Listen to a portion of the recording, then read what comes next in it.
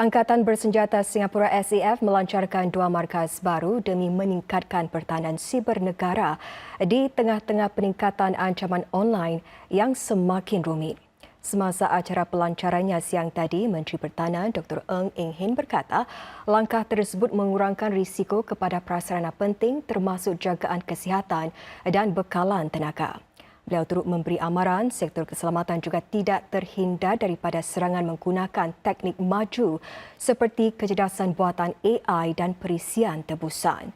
Markas baru SAF itu akan bekerjasama dengan pemerintah dan memanfaatkan kepakaran para anggota perkhidmatan negara demi mengukuhkan lagi pertahanan digital Singapura.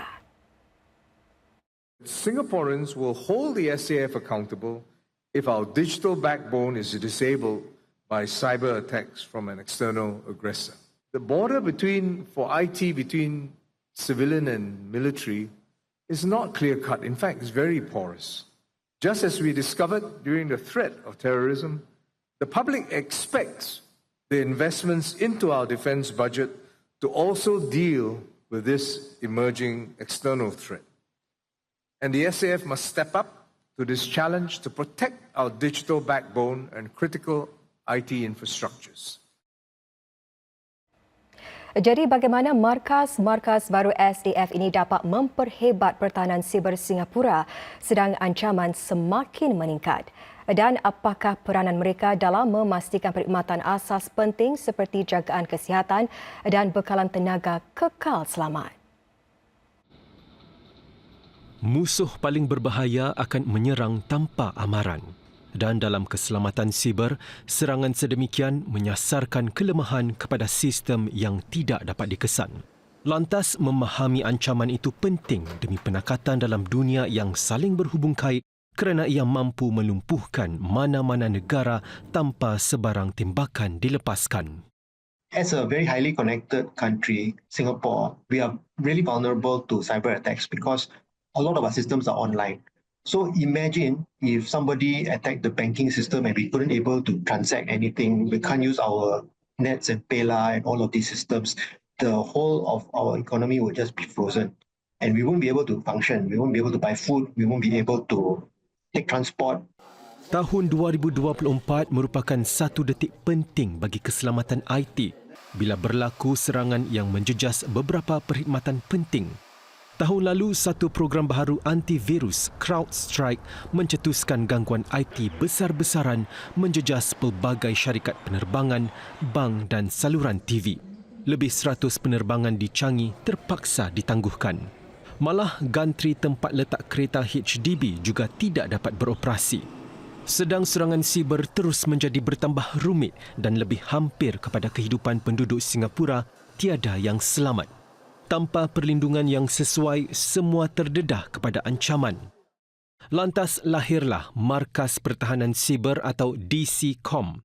Pusat kawalan ini menyatukan semua usaha keselamatan siber DIS di bawah satu bumbung. Misinya adalah untuk melindungi Kementerian Pertahanan MINDEF dan SAF daripada serangan siber.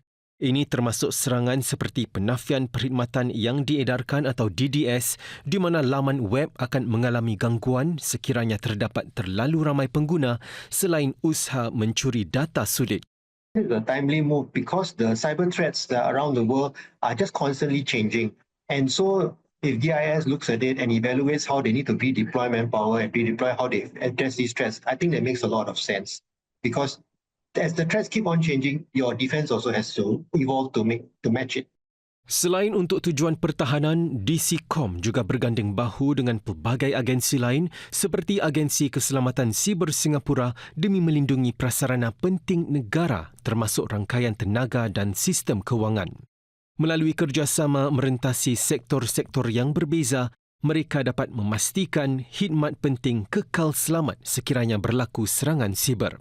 Selain itu, terdapat juga Markas Pendigitalan dan C4 atau SAF C4DC. Ia menerajui transformasi digital SAF dan menumpukan penyepaduan teknologi-teknologi terkini seperti kecerdasan buatan AI dalam operasi ketenteraan. Ini agar tentera Singapura kekal bersedia untuk berdepan dengan perang moden. Jumlah kematian di tempat kerja akibat jatuh dari tempat tinggi merosot ke paras terendah dalam tempoh 10 tahun. Menurut Majlis Keselamatan dan Kesihatan di tempat kerja, 4 insiden seumpama itu dicatatkan tahun lalu berbanding purata 14 insiden setahun yang berlaku sedekad lalu. Antara faktor yang menyumbang kepada kemerosotan itu termasuk penubuhan kumpulan kerja tertentu dalam aspek-aspek seperti keselamatan menggunakan tangga dan meningkatkan kesedaran menerusi forum-forum. One of the things that we want to push for the ladder is to shape or influence certain behavior. Because through ladders, then we can have more people to be involved, and then we can have people to take on certain behavior, certain mindset that look ingrained safety in their behavior. Insiden jatuh dari tempat tinggi kini menduduki tangga kelima bagi punca kematian di tempat kerja. Di belakang insiden membabitkan kenderaan dan mati lemas. Sedangkan sehingga tahun lalu, ia secara konsisten merupakan punca kedua bagi kematian di tempat kerja sepanjang sedekad lalu. Sementara itu, 2 perjanjian dimeterai bagi meningkatkan piawai. Salah satunya perkongsian bersama Universiti Sains Kemasyarakatan Singapura SUSS yang menyasar perubahan tingkah laku. Ia meliputi usaha membangunkan latihan bagi para penyelia, pengurus dan pekerja yang terlibat dalam kerja-kerja di tempat tinggi. Satu lagi perkongsian adalah dengan Universiti Teknologi dan Reka Bentuk Singapura SUTD yang bertujuan meneroka dan melaksanakan penggunaan huraian robotik. SUTD sedang membangunkan robot-robot yang menurutnya mampu melakukan tugas yang membosankan, kotor dan berbahaya. Memanjat dan menjulurkan kepala ke atas lapisan siling sungguh tidak menyenangkan dan berbahaya. Tetapi robot ini dapat melakukannya untuk memeriksa ruang sempit selain mengatasi halangan seperti kabel atau mengesan tikus. Yang lebih berisiko mungkin kerja-kerja menghilangkan cat pada permukaan kapal yang melibatkan tekanan air yang tinggi. Ia boleh menyebabkan kecederaan serius jika tidak dilakukan dengan betul.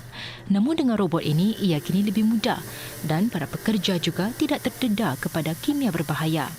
These are work processes that are hazardous for individuals to perform jobs, and these jobs can involve cleaning, pest control, some aspects of construction work processes or building inspection. Robot-robot juga sering direka untuk menjalankan berbilang tugas, antaranya untuk memeriksa panel kaca bagi keretakan. Jika perlu, kamera boleh dipasang di tangan robot untuk merakam kerosakan. Profesor Mat Yamuhan berkata masih terlalu awal dan mahal untuk membangunkan robot yang sepenuhnya berotonomi. Tambahnya lagi, gandingan manusia dan robot boleh lebih diharap, berkesan dan berpatutan dari segi kos. Satu tinjauan ke atas jangkaan perniagaan di Singapura mendapati sentimen niaga merosot walaupun kekal positif bagi suku kedua tahun ini. Indeks optimisme perniagaan yang ditinjau Biro Kredit Komersial Singapura SCCB agak mendatar selepas peningkatan sepanjang 6 suku berturut-turut. Biro itu menyatakan ini disebabkan keyakinan perniagaan yang berkurangan dalam kelompok pengilang dan pemborong. Ekonomi Amerika Syarikat yang tidak menentu dan rentak lebih perlahan di China mungkin turut menjejas pertumbuhan pada jangka masa terdekat. Indeks optimisme perniagaan BOI susut kepada 5.2% mata berbanding 5.45% mata pada suku sebelumnya. 4 daripada 6 kayu ukur utama menguncup iaitu jumlah jualan, keuntungan bersih, pesanan baru dan inventori. Harga jualan dan pengambilan pekerja pula naik daripada suku sebelumnya. Sektor binaan dan keuangan merupakan yang paling optimistik dengan ke-6 kayu ukur masih positif. Namun bagi sektor pemborong dan pengilang pula, keyakinan perniagaan kembali mendatar dengan lebih banyak kayu ukur bertukar negatif pada suku ini.